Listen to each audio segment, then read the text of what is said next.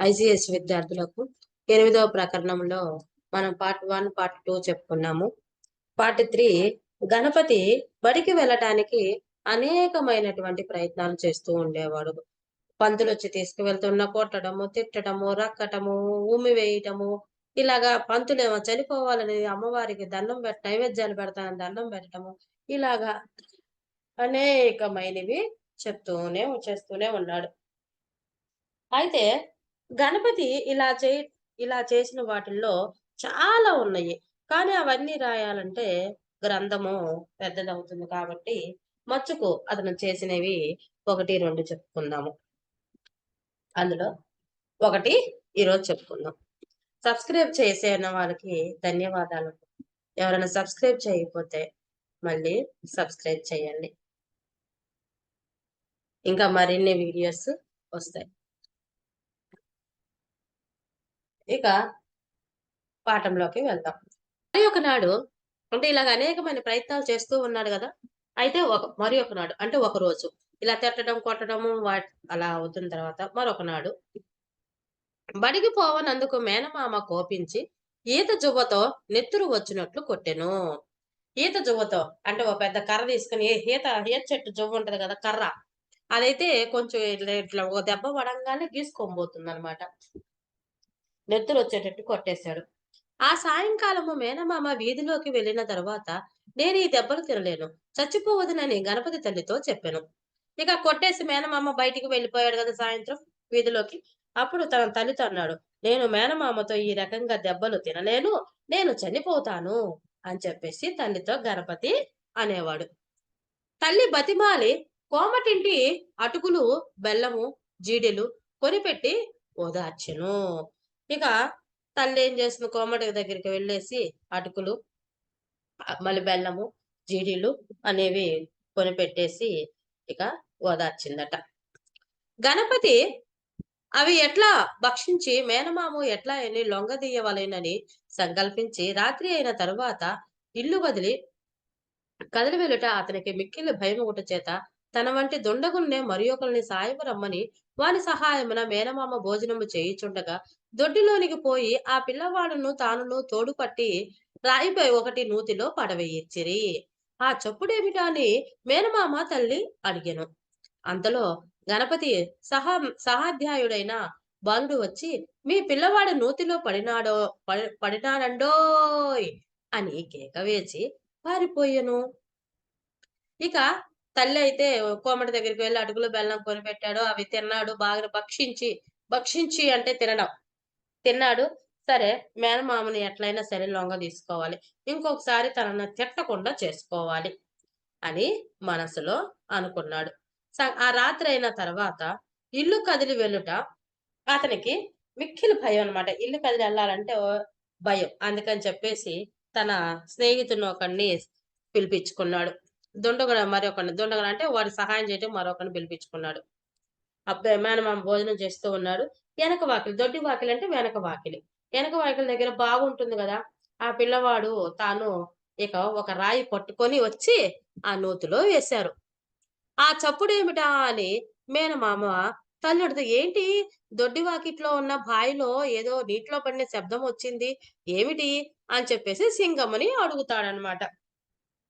సింగమ్మని తల్లిని అడగంగాల్నే అంతలో గణపతి గణపతి సహాధ్యాయుడు అంటే సహా ప్లస్ అధ్యాయుడు.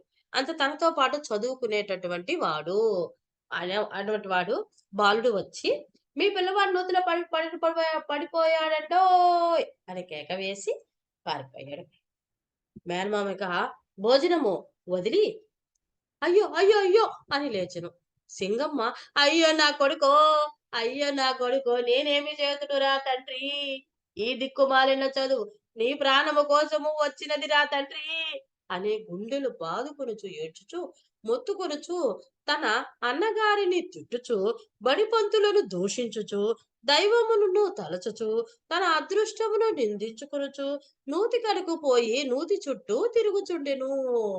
ఇక తనకి ఏడవడం ప్రారంభించేసింది. సింగమ్మ పాపం చదువు రాలేదు కదా! ఆమెకి చదువేమి రాదు కదా! అందుకని "ఓయ్యో! నా కొడుకో!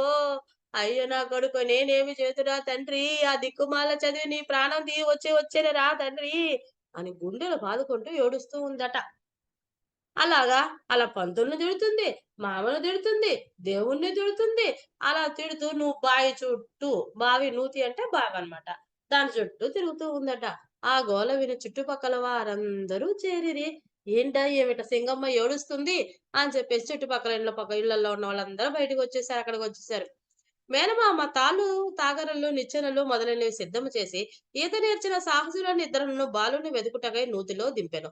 ఎంత వెతికినను బాలుడు అగుపడలేదు. ఊబిలో కూరుకుపోయినాడని కొందరు, పడగానే చేపలు తినివేయుచువని కొందరు, బావిలో బాలుడు పడలేదని కొందరు అనజొచ్చిరి. ఇక మేనమామ ఏం చేశాడు, కొంతమంది నీళ్ళల్లో బావిలోకి దిగేసి ఏమైనా పడితే వస్తువులు తీస్తారు గదా!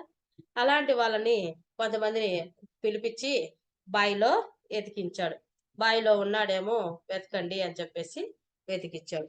వెతికిస్తే బావిలో ఎక్కడా లేడు. కొంతమంది అమ్మో! చేపలు తినిపోయామని కొందరన్నారు. లోపల బురద ఉంది గదా! బురదలో ఎవరో కూరుకొని పోయాడేమో అని మరికొందరన్నారు. ఇక పడగానే చేపలు తినేసాయేమో అని ఇంకొందరన్నారు. అసలు ఇయన్నీ చేపలు తింటే ఒక మనిషి గదా! చేపలెట్లా తింటాయి? లోపలేమో బురద లేదు. బురదలోకి ఎట్ట ఇరుక్కుంటాడు? మంచినీళ్ళ బావైతే అని చెప్పి అసలు బావిలో బాలుడసలు పడలేదని మరికొంతమంది మాట్లాడుతూ ఉన్నారు. సింగమ్మ తాను కూడా నూతిలో దిగి చచ్చెదనని నూతి అంచుపై కూర్చుండెను. అక్కడ ఉన్న వారందరూ పట్టుకొని ఆత్మహత్య చేసుకొనకూడదని మందలించి ఇల్లు చేర్చిరి. పిల్లవాడేమై ఉండునని మేనమామ తలపోయజొచ్చెను. నన్ను బెదిరించుటకై కుర్రవాడి అల్లరి చేసి ఉండును. కాని కుర్రవాడు నూతిలో పడలేదని అక్కడ చేరిన అతనితో చెప్పిరి. కళేబరము కనపడకపోవుటచే సింగముకు కూడా తన కొడుకు బావిలో పడలేదని నమ్మకం కలిగెను. ఆ రాత్రి తల్లియు మేనమామయు నిద్రపోలేదు. 2 జాములైన తర్వాత వారి ఇంటి పొరుగునున్న ఒక బ్రాహ్మణులిద్దరు బాలకొరువు బట్టి తోడ్కొని వచ్చి, ఇడిగో మీ పిల్లవాడు ఈ తోడు దొంగలిద్దరూ చేసిన దుండగమిది. అంతేకాని నూతిలో పడలేదని చెప్పి అప్పగించెను. తల్లి గణపతి చూచి, "నాయనా బ్రతికి వచ్చితివా" అని కౌగిలించుకొని ఏడ్చెను. మేనమామ గుండె బాదుకొని, "ఎంత దుర్మార్గుడివిరా!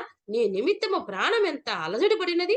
ప్రాణమా ఆ నష్టమటుండగా లోకములో నాకెంతో అప్రతిష్ట వచ్చినదని నీకెంతో కుమిలి కుళ్ళి ఏడ్చుచున్నాను. సరే, నా అదృష్టం బాగుండబట్టి నేను నూతిలో పడవలయునని వేగలేను. నా ఎముకలు చిట్లయి కట్టిపోవచున్నవి. వీని కోసము నేనెన్నోన్నో బాధలు పడియున్నాను. ఇక మీద నేను పడజాలను. వాడైనప్పుడు కొట్టవలసి వచ్చును. ఇక ఏం చేశా కొంతమంది ఇలాగా ఇంటికి వచ్చేసి ఆ రోజు రాత్రంతా 2 జాములంటే రాత్రి 2 అయింది. అప్పుడు గూడా వీళ్ళింకా నిద్రపోలేదు. అలాగే కూర్చొని పిల్లవాడు ఏమైంది ఏడుస్తూ ఉంది పాపం సింగమ్మ ఇంటికి వచ్చేసి నిద్ర గూడా పోలేదు. మేనమామ నిద్రపోలేదు. ఇక, ఇక ఇద్దరు తోడు దొంగలు ఇక అక్కడి నూతి దగ్గరికి వెళ్లి ఇదంతా ఒక మన గణపతిని తీసుకొని వచ్చేసి ఇదంతా కూడా వీళ్ళిద్దరు చేసినటువంటి పని నూతిలో పడలేదు. ఏమీ లేదు. ఇదిగో గణపతి అని చెప్పేసి మేనమామకు అప్పజెప్పేసి వెళ్ళిపోతారు. తల్లి గణపతిని చూసి, "నాయనా బతికి వచ్చాకవయ్యా" అని కౌగిలించుకొని ఏడ్చింది. మేనమామైతే, "ఓరి దుర్మార్గుడా! నీ కోసం నేను ఎంత కంగారు పడిపోయానురా! లోకంలో నాకు అప్రతిష్ట వచ్చేది. ఇంకా సరే, ఇంకా నా అదృష్టం బాగుంది. నేనింకా నూతిలోకి దిగలేదు. నూతిలో దిగినట్టయితే నా నడుము చిట్లిపోయేది. ఓసి సింగమ్మ! నీ కొడుకుతో నేనసలు వేగలేను. నా ఎముకలు చిట్లు పోతున్నాయి. వీని కోసం ఎన్నెన్నో బాధలు అనుభవిస్తున్నాను. ఇక మీద నేను పడను. అల్లరి పిల్లవాడైతే కొట్టవలసి వచ్చును.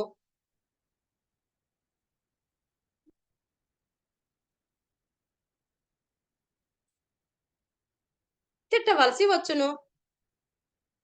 మందలించగానే నూతిలో పడి, గోతిలో పడి చచ్చిపోవుదునని బెదిరించిన పక్షమున నేనెట్లు వేగగలను? నేను కొంతకాలం మిమ్మలను సంరక్షించినాను. ఇక నా మీద సంరక్షణ చేయలేను. మీ ఇష్టం వచ్చిన చోటకి వెళ్ళిపోండి అని కఠినముగా పలికెను. ఇక మేనమామకి కోపం వచ్చేసింది. కోపం వచ్చేసి ఇట్లా సింగమ్మతో, "ఓసి సింగమ్మ! ఇప్పటి వరకు నేను నిన్ను పోషించింది చాలు. నీ కొడుకుతో నేను అల్లరి పడలేను. అక్కడ నాకు నరాలు చిట్లిపోతున్నాయి. ఇక ఏదో కోపం వచ్చినప్పుడు తిట్టొచ్చు, కొట్టొచ్చు, మందలించొచ్చు. ఇలా నూతిలో పడి చనిపోతానని చెప్పి బెదిరిస్తుంటే నేను ఎక్కడ మిమ్మల్ని సంరక్షించాలి? ఇప్పటి వరకు మిమ్మల్ని సంరక్షించాను. ఇక చాలు. ఇక వెళ్ళి మీ బతుకు ఏదో మీరు బతకండి అని మేనమామ సింగమ్మకు గణపతికి కఠినంగా కోపంగా చెప్తాడు. ఆ పలుకులు విని సింగమ్మ కంటతడి పెట్టుకొని, "అన్నయ్యా! నీవ నీవలాగునంటే నేనింక గంగ ప్రవేశము కావలసినదే. పిల్లవాడు అల్లరి చేయునప్పుడు శిక్షింపవద్దని ఎవరన్నారు? నేను మాత్రము కొట్టనా? తిట్టనా? కాకపోయినా వీడు బండవాడొకట చేత చూచి ఈ దొంగ పిల్లవాడు మా పిల్లవాని బుద్ధివి విరిచి పాడు చేయుచున్నాడు. అంతకు మునుపు ఇంత పాపము లేదు. వీడెవడో మా ఇంటికి మారుకుండు బయలుదేరినాడు. నూతిలో మా వాడు పడనిదే పడినాడని కేక వేచి పారిపోయినాడు. ఈ పాడు పిల్లల మూలమున నేను బ్రతకలేకున్నాను. మా ఇంటికి రావద్దంటే మానరు. ఇది నా కర్మ అని మొత్తుకునెను. అప్పుడు సింగమ్మతో సోదరుడిట్లనియె. ఇక ఆమె కట్నంగా "నువ్వసలు మా ఇంట్లో ఉండొద్దు. వెళ్ళిపోండి. మీ బతుకులేమో మీరు బతకండి" అని సింగమ్మతో అన్నాడు గదా! వాళ్ళ అన్న. అందుకని చెప్పేసి ఇక వెంటనే సింగమ్మ పాపం కంటతడి ఏడుచుకుంటూ, "అన్నయ్య నీవలాగంటే నేనేమి చేసి గంగలోకి దూకేయాలి.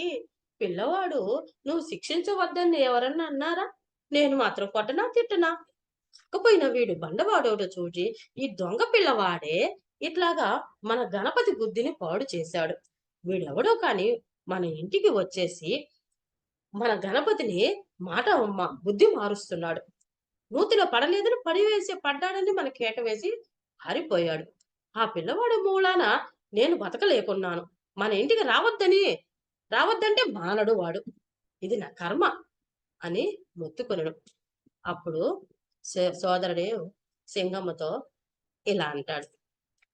"నేడు మొదలుకొని నీ కొడుకు నా చెప్పు చేతల్లో ఉన్న పక్షమున నా చేతనైనట్లు నేను బాగు చేసేదను. నేను కొట్టినను, తిట్టినను పడవలెను. లేదా మీకు నాకు సరి. ఈ మాటు నీ కొడుకు పారిపోయినాడా కాలికి బొండ వేచెదను. అనవుడు సింగమ్మ నీ ఇష్టము వచ్చినట్లు చేయవచ్చు. నాయనా చదువు రాకపోయినప్పటికీ బుద్ధి కొంచెముంటే చాలునని నేను నేర్చుచున్నాను. బుద్ధి కూడా లేకపోయినది కదా" అని ఏడ్చెను. ఇక పాపం సింగమ్మ బాధపడుతూ ఉంటే, పాపం సోదరుడు కాస్త నెమ్మదిచ్చేసి, "సరే, ఈ రోజు నుంచి నేడు మొదలుకొని ఈ రోజు నుంచి మీ పిల్లవాడు ఈ గణపతి నా చేతుల్లోనే ఉండాలి. నేను కొట్టినా, తిట్టినా గమ్మున ఉండాలి. ఇక ఒకవేళ ఒకవేళ నీ కొడుకు గనక పారిపోయాడా అంటే కాలికి బొండ వేసేదను." అంటే అంతకుముందు శ్రీకృష్ణుడికి పాపం యశోదమ్మ రోలు కట్టడము, ఒక చెట్టుకి కట్టడం చేసింది గదా! అలాగే బొండ వేసినట్టు ఓ పెద్ద కర్ర తీసుకొచ్చి ఏదైనా ముద్దు లాంటిది అది కడతారనమాట ఇంక పరిగెత్తకుండా. అన్నప్పుడు సింగమ్మ ఇక "సరే అన్నయ్య నీ ఇష్టం వచ్చినట్లు చెయ్యి." ఇంగా తన కొడుకుతో అంటుంది ఇలాగా, "నాయనా చదువు రాకపోయినటికి బుద్ధి కొంచెం ఉంటే చాలు నాయనా. నేను ఈడ్చుతున్నాను. బుద్ధి కూడా లేకపోతే ఎలాగయ్యా?"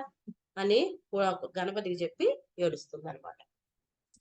అక్కడ చేరిన వారు తలా ఒక మాట ఎని ఎవరి దారిన వారు జారిరి. ఇక తలా ఒక మాట సింగమ్మ లాగాని, లేతే గణపతి లాగాని, మేనమామని అంటే ఎవరికి తోచిన విధంగా వారు మాట్లాడేసి అక్కడి నుంచి జారిరంటే అక్కడి నుంచి వెళ్ళిపోయారు. సింగమ్మ కుమారుని పండుకొనబెట్టి తానును కొంతసేపు విలపించెను. ఎక్కువ ఇగ అది కుమారుడిని గణపతిని నిద్రపుచ్చేసి, వాడు ఇలా చేస్తున్నాడు ఎందుకా అని చెప్పేసి కొంచెం బాధపడింది. ఆమె సోదరులను తన గదిలోనికి పోయి నిద్రించెను. ఇక సోదరుడైన గదిలోకెళ్ళి పడుకున్నాడు మేనమామ. మరునాడు నుండి గణపతి ఎట్లే బడి పెద్ద పులి అని భావించి, ఆ గుమ్మం ఎక్కడ పోవుటయో కాని వేళకు భోజనముకు రాక, ఎంత వెతికినా కనపడక, రాత్రులు మాత్రమే ఇంటికి వచ్చుచుండెను. తెల్లవారింది. మళ్ళీ బడికి పోవాలి గదా! అందుకని బడి అంటే అదొక పెద్ద పులి గదా మన గణపతికి. అందుకని చెప్పేసి తెల్లవారక ముందే ఇక వెళ్ళేసి భోజనం టయానికి వచ్చి అంత తినేసి అర్ధరాత్రి దాకా ఇంటికి అయిన తర్వాత ఇంటికి వచ్చేవాడు. మేనమామ విసికి బొండ చేయించి గణపతి కాలికి తగిలించెను. ఒక పెద్ద చెక్క ఒక దొంగ దొంగ అనమాట. అంటే అదేమంటారు? పెద్ద ఒక చెక్క లాంటిది ఒకటి తయారు చేసి ముద్దులాగా కాలికేసాడట. అతను చూచుటకు విద్యార్థులు తీర్థ ప్రజల వలె వచ్చిరి. అంటే కాలికి ఆ కర్ర అది గనక జైలు శిక్ష ఏసినప్పుడు పెద్ద పెద్ద ఇనప రాడ్లు కడతారు చూడండి. గొలుసులు ఏసి. ఆ! అట్లాగేసి ఉండేసరికి ఏమవుతుంది, గణపతిని చూడటానికి ఆ ఊర్లో ఉన్నటువంటి విద్యార్థులందరూ గూడా తీర్థయాత్రకు వచ్చినట్లుగా వచ్చేసి, ఈ ప్రజలందరూ వచ్చి మన గణపతిని చూడటం, వెళ్ళిపోవటం. అభిమానధురుడైన గణపతి వారిని చూచి మొదట సిగ్గుపడాను. కానీ తరువాత సిగ్గుపడవలసిన అవసరము లేదనుకుని ఎప్పటి అట్టే ముచ్చటలాడుచు మనసు కలిసిన మిత్రులను పిలిచి ఎవరు లేనప్పుడు వారితో నోరి మామ లోలోపల భోజనము చేయునప్పుడు దొంగ తాళము తెచ్చి నా బొండ తీసి నన్ను వదిలించిరా హాయిగా మనమిద్దరము తిరగవచ్చు అని హెచ్చరించుచుండును. ఇక అభిమానం అయిన వాడు మొదట్లో కొంచెం బాధపడ్డాడు, సిగ్గుపడ్డాడు. ఆ తర్వాత దాన్నన్నిటిని వదిలేసి ఎవరైతే తనను చూడటానికి వచ్చారో వారందరితో ముచ్చట్లు పెట్టడం ప్రారంభించాడు. ఇక ఏమని చెప్తున్నాడు, "ఓరి అంటే మా మామ గనక భోజనానికి చేసేటప్పుడు తాళము దొంగతనంగా వెళ్లి తాళం తెచ్చేసి, ఈ బొండ గనక తీసేసాం" అంటే గొలుసులన్నీ కడతారు గదా! "ఇది గనక తీసేసామనుకో హాయిగా మనిద్దరం ఆడుకోవచ్చురా" అని చెప్పాడు. హెచ్చరించేవాడు. చెప్తూ ఉండేవాడు. అతని ఉపదేశ ప్రకారము ఒకరిద్దరు 1, 2 సార్లు సాయము చేసిరి. ఈసారి అతడు సాయంకాలం ఇంటికి రాక స్నేహితులు ఇంటిని విందు ఆరంగించుచు మేనమామకు 4, 5 దినముల వరకు గ గడప గ కనపడకపోయెను. ఎప్పుడైతే ఈ గొలుసులు తీసేశారో ఇక ఏం చేశాడు? ఇక ఎవరికి చిక్కకుండా వెళ్ళిపోయాడు. ఇక సాయంత్రం అయినా గూడా ఇంటికి వచ్చేవాడు కాదు. ఇక 1, 2 సార్లు సాయం చేశారు పాపం తాళం తీయటానికి. తర్వాత తాళం వచ్చేసింది. అలా స్నేహితుడింటికి వెళ్ళేసి, అక్కడే 4, 5 దినములు అక్కడే గడిపి వచ్చేవాడు. కనపడగానే మేనమామ అల్లునకు మొటిక్కాయలు, గుద్దులు, చరుపులు, చెంపకాయలు, తొడపాశములు కానుకగా ఇచ్చి, అలుక తీర్చి ఇంటికి తీసుకొని వచ్చెను. ఇట్లాగా ఎవరో ఒకరు స్నేహితుల ఇళ్ళల్లో ఉంటున్నాడు గదా! పోయి వెళ్ళేసి వాళ్ళ మేనమామకి కంట పడగంగాల్నే వాడినొక 2 మొటిక్కాయలేసి, 2 చెంపలు పగలగొట్టేసి, ఈపు మీద 2 చరిచి, తొడపాశం బెట్టేసి, ఏదో కాస్త వాడు బుద్ధి చెప్పేసి మళ్ళీ ఇంటికి తీసుకొని వచ్చేవాడు. ఇప్పటికి గణపతికి 10 ఏండ్లు నిండెను. అంటే 10 ఏండ్లొచ్చాయి. 10 సంవత్సరాలొచ్చేసాయి. ఇప్పుడు గూడా ఫస్ట్ క్లాస్‌గా పూర్తవ్వలేదు. అప్పుడప్పుడు పంతులు గుంట ఓనమాలు వ్రాయించి చెప్పిన చదువు వలన 5 బడులు గుణింతములు నేర్చి, పుస్తకము ఇక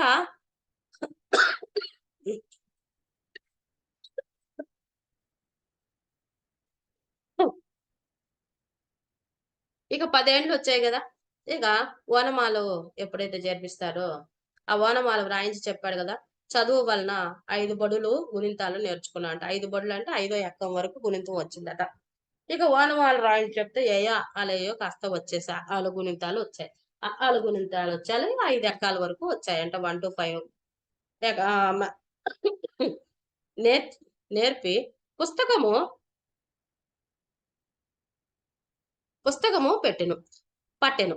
మరి 2 సంవత్సరముల పాటు చదువుకున్న పక్షమున తన కొడుకు బడిపంతులు పని చేసి అయినా ఇంత అన్నము తెచ్చుకొని తినగలడని తల్లి తలంచుచుండెను. కానీ దానికి తగిన అవకాశము గణపతికి కలుగయ్యను. కలుగ కలుగను కలుగగవయ్యెను. మిత్రులెక్కువైరి. వ్యాపారము అధికమయ్యెను. ఇంట నిమిషమైన తీరిక లేకపోయెను. కష్టపడి చీట్ల పేక ఆడుట నేర్పి కొరియెను. తురుపురులాట, దొంగాట, పట్లాట మొదలగు వాని ఎండెంతో నేర్పరి అయ్యెను. డబ్బు పెట్టి పేకాడవలెనని అతనికి ఉత్సాహం కలిగెను. కాని పాపము దైవం అతనికి భాగ్యవంతుల ఎంట పుట్టింపక నిరుపేదల ఎంట పుట్టించెను. ధనమూలమో ఇదం జగత్తు మాట మొదటిసారి అతనికి తోచెను. ఇక ఇక ఇంక 2 ఏళ్ళు గనక పోతే మా పిల్లవాడు చదువుకుంటాడు. ఏ పంతులు ఉద్యోగం చేసుకొనైనా సరే తను పోషణ జరుపుకుంటాడని తల్లి కాస్త ఆనందపడింది. కానీ ఆ 2 సంవత్సరాల లోపు మన గణపతి ఏం చేశాడు? చీట్ల పేకాట ఆడటము, దొంగాట ఆడటము, పొట్లాట ఆడటము, ఇక తూర్పులాట ఆడటం మొదలుపెట్టేసి, ఇక ఎక్కువగా పేకాట ఆడటానికే బాగా ఉత్సాహము చూపించాడు. ఎందుకంటే వాళ్ళ తాత గూడా పేకాట ఆడాడు కదా! కదా! గంగాధర్. వాళ్ళ నాన్న గంగాధరం ఈ పేకాటగా ఆడాడు. తర్వాత తన తాత పాపయ్య ఆయన పేకాట ఆడాడు కదా! సరే మరి మనవడికెందుకు రాదు? ఇక ఇక ఆ ఉత్సాహం అనేది కలిగింది. ఇక అయితే డబ్బులైతే పెట్టి ఆడటానికి డబ్బులు లేవు కదా! అందుకని మొదటిసారి ధనమే ఈ ప్రపంచాన్ని మొత్తాన్ని ఏలుతుంది అనే మాట అతనికి తోచిందట.